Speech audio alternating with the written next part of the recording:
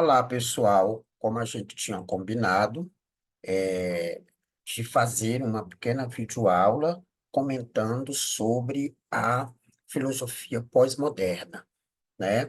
Nós estamos finalizando a disciplina, nós estamos trabalhando com a último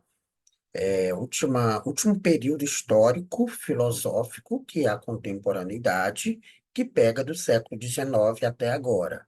Então, já expliquei para vocês a filosofia, os pensadores, as principais ideias formadas no século XIX, né, a partir do idealismo de Hegel, a partir do positivismo de Kant, a partir do materialismo de Karl Marx, né? E aí depois fiz uma rápida apresentação sobre a filosofia contemporânea do século XX, que é a, o material, o conteúdo que vocês irão fazer a atividade do jornal. Nessa filosofia contemporânea do século XX, a gente viu, né, que é uma era das incertezas, assim como no século XIX foi considerado a era da certeza, da positividade, da cientificidade. No século XX tem a decadência, né? Tem a decadência, tem a descrença na ciência, porque ela não dá conta de resolver os problemas sociais. E aí a gente tem algumas ideias filosóficas nesse período, que é, por exemplo, né, o existencialismo com Frederico Nietzsche, com Sartre, Heidegger, esses filósofos. Mas além do existencialismo, nós temos uma outra corrente que é a filosofia analítica que trata da questão do poder da linguagem, de persuasão, de convencimento. E aí a gente tem o Ludwig Wittgenstein, que trabalha os jogos, o poder dos jogos das palavras. E por último, a gente tem a Escola de Frankfurt, que vai fazer uma crítica toda a essa cientificidade que não conseguiu resolver os problemas da humanidade. Então, essa é a filosofia do século XX, né? Mas depois do século XX, porque já estamos no século XXI, a gente tem, no final do século XX até agora, um momento que está em curso, que se chama pós-modernidade, a filosofia pós-moderna.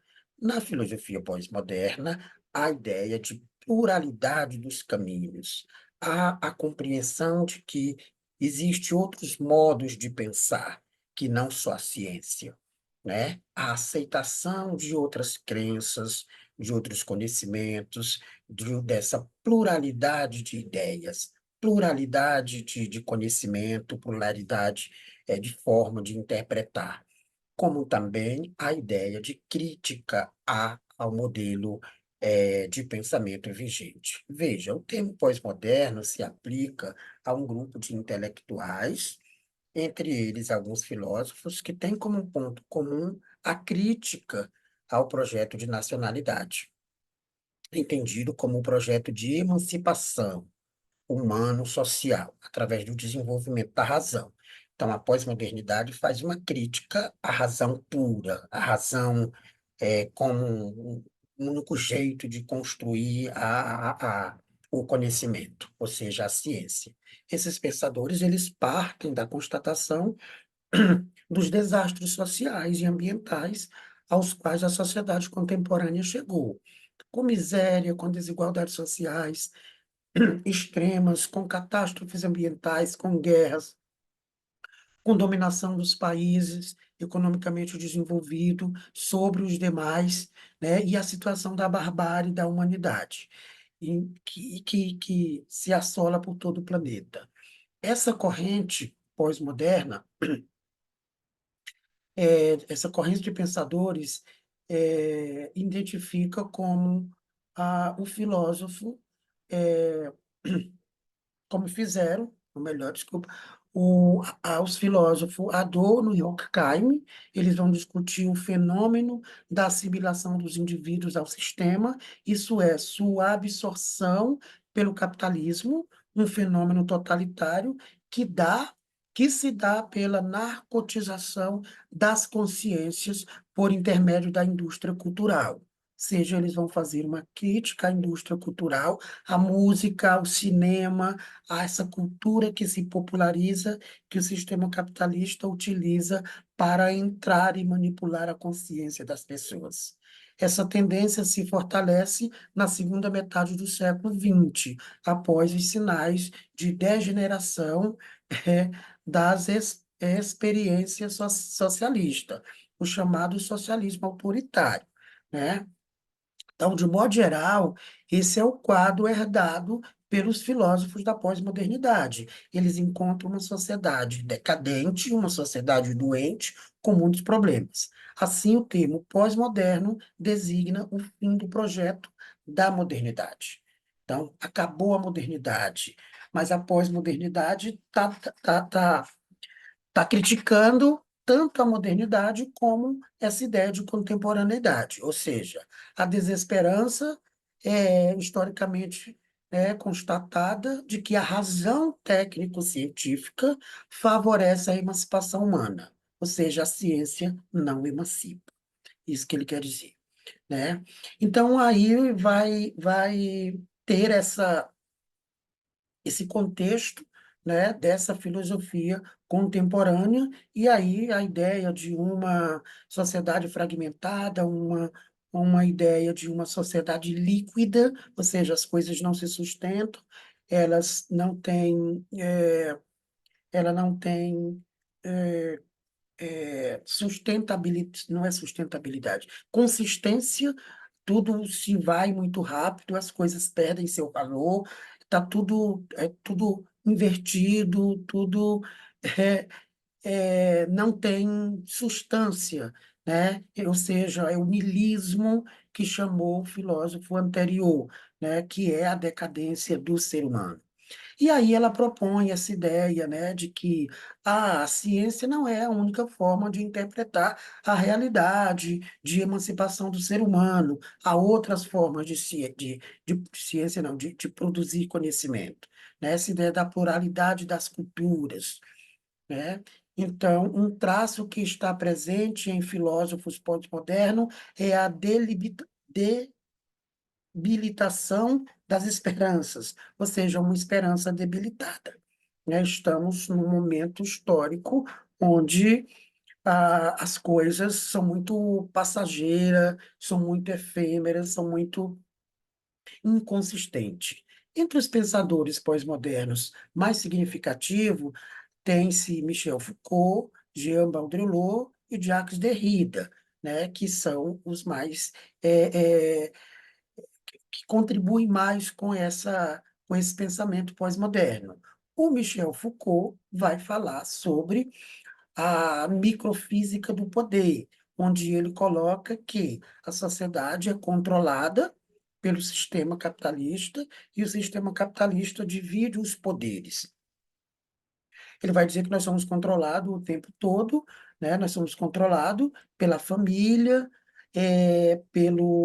pela escola, pela igreja, que as instituições sociais que têm pequenos poderes, o pai diz, o filho obedece, o professor fala, o aluno obedece, o pastor, o padre fala, o fiel obedece, então está todo mundo mandando em nós e a gente acha que e nós achamos que temos liberdade, porque esse poder de dominação, ele foi dividido.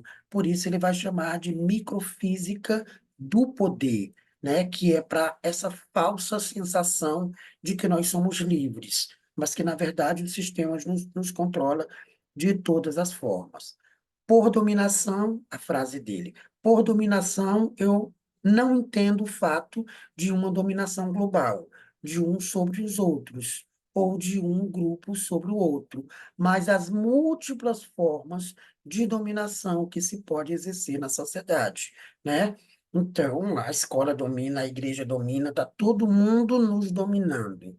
Então, essa ideia de desfacelar, de quebrar o poder, né, de persuasão, o poder de controle das pessoas é muito bem estruturada na sociedade capitalista para a gente ter essa falsa sensação de que somos livres. e por isso podemos fazer o que quiser e tal, né? Então, o Michel Foucault fala sobre isso. Aí ele traz a ideia de genealogia do poder, né? De onde é que vem o poder vem do Estado, e o Estado cria condições de manipular as pessoas, né? A partir da educação, a partir das políticas públicas, ou a falta delas, ou a ilusão que a gente tem de que somos assistidos, né, por essas políticas. E assim o Estado vai criando sujeitos manipulados, sujeitos alienados, sujeitos que não conseguem compreender a realidade, mas acha que é muito sabido, mas acha que está por cima, mas acha que faz parte, né, do controle, faz parte da política, e, na verdade, todos somos controlados por um poder global, né? Então, essas ideias é trabalhada pelo Michel Foucault. Outro filósofo aqui é o Jacques Derrida, que vai falar sobre o desconstrutivismo. O desconstrutivismo é essa ideia, né? Para Derrida, toda a filosofia ocidental partilha a ideia de um centro, de algo que unifica e estrutura a sua construção teórica. Deus, homem, verdade são exemplos de noções que organizam o entendimento do mundo. A isso Derrida denomina de logocentrismo. Logo é conhecimento, né? Centrismo. Então, essa ideia, vejamos mais. Ele também chama a atenção para o fato de que a cada um desses centros corresponde uma antítese, o seu oposto. Deus, diabo, homem, mulher, verdade, mentira. Então, essa questão de lógica, é isso ou não é isso? Então, essa lógica das oposições, que, segundo ele, teve origem na Grécia, na oposição entre logos, que é razão, que é conhecimento, e mito, foi preservada pela filosofia ocidental. Então, ele vai falar, né, de que, historicamente, nós fomos aprendendo a, as coisas a partir de dois extremos. É Deus ou o diabo, é branco ou é preto, né? É razão ou é mito, é homem ou é mulher, é mentira ou é verdade. Então, essa ideia de desconstrutivismo é que entre Deus e o diabo tem o ser humano, entre o céu é, entre o céu e o inferno tem a terra. Entre o homem e a mulher tem outro sujeito. Entendeu? Essa ideia de desconstrutivismo. Derrida propõe, então, desconstruir o conceito de logos, de razão, negar sua supremacia em relação ao seu par lógico, sem o qual o logos não teria sentido. Em sua interpretação, o pensamento filosófico ocidental teria atribuído um valor absoluto aos elementos que compõem essa dualidade, né? Então, Jacques Derrida está fazendo uma crítica à filosofia grega, à filosofia ocidental, que se transforma em ciência e coloca as coisas, cada uma nas suas caixinhas, né? Então, ele diz que é importante fazer uma interpretação diferente, tá? E aí, para frente, ele vai falar mais sobre isso, mas a ideia principal é essa.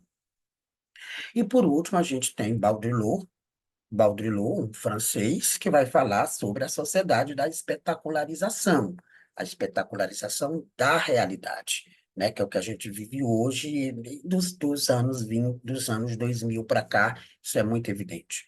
A questão agora é como podemos ser humano perante a ascensão incontrolável da tecnologia. Ou seja, tudo se torna espetáculo. É a sociedade do espetáculo. Jean Baudrillard, ele morreu, né, em 2007, então ele é de 1929, ele é recente, então ele tem elementos para fazer essa crítica. Ele dedica seus estudos a compreender, né, essa ideia de cultura da sociedade de massa, cultura de massa, e ele analisa aspectos como a indústria cultural, e o fenômeno do consumismo que promove a significação da sociedade, a massificação da sociedade. Então, ele vai fazer uma crítica sobre como a indústria cultural, né, influencia na nossa vida, controla a nossa vida. Ele vai dizer que uma música chega ao mesmo tempo para muita gente, uma sociedade de massa, né, uma música, um filme, uma ideia, a sociedade contemporânea, ela cria condições de transmitir uma ideia assim de uma forma gigantesca para muitas pessoas ao mesmo tempo. Então, uma ideia toma proporções grandiosas que atinge toda a massa aqui são as pessoas, né?